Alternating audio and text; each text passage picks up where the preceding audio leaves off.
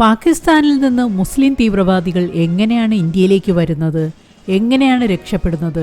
ഈ ചോദ്യം എപ്പോഴും ഉയർന്നു കേൾക്കാറുള്ളതാണ്. ഇതിനുത്തരം ടണലുകളാണ്. ഇന്ത്യൻ ആർമിയാണ് പാകിസ്ഥാനിൽ നിന്ന് ഇന്ത്യയിലേക്ക് നീളുന്ന ടണൽ കണ്ടെത്തിയിരിക്കുന്നത്. പാകിസ്ഥാനിൽ നിന്ന് തുടങ്ങുന്ന ഈ ടണൽ ചെന്നവസാനിക്കുന്നത് ജമ്മുവിലെ പല ഭാഗങ്ങളിലായാണ്. ഹമാസ് തീവ്രവാദികളും ടണൽ വഴിയാണ് ഇസ്രയേലിനെ ആക്രമിച്ചത്.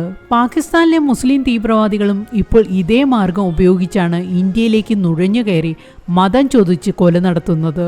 2001 തുടങ്ങി ഇതുവരെ ഏതാണ്ട് 22 ടണലുകൾ ഇന്ത്യൻ ആർമി കണ്ടെത്തിയിട്ടുണ്ട്. 2019 പുൽവാമ ഭീകരാക്രമണം നടത്തിയ തീവ്രവാദിയും ഇന്ത്യയിലേക്ക് എത്തിയത് ടണൽ വഴിയാണ്. ഈ ടണലുകളിൽ മിക്കതും ചെന്നവസാനിക്കുന്നത് ജമ്മുവിലാണ്. കാരണം ജമ്മു സ്ഥിതി ചെയ്യുന്നത് നദീതീരത്താണ്.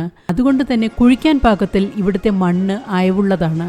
ഈ ടണലുകൾ ഭീകരപ്രവർത്തനത്തിന് മാത്രമല്ല ഉപയോഗിക്കുന്നത്, മയക്കുമരുന്ന് കടത്താനും ആയുധക്കള്ളക്കടത്തിനുമെല്ലാം ഈ വഴി തന്നെയാണ് ഇവർ ഉപയോഗിക്കുന്നത്. ടണലുകളിൽ പലതും ചെന്നവസാനിക്കുന്നത് പാകിസ്ഥാൻ ആർമിയുടെ മുന്നിലാണ്.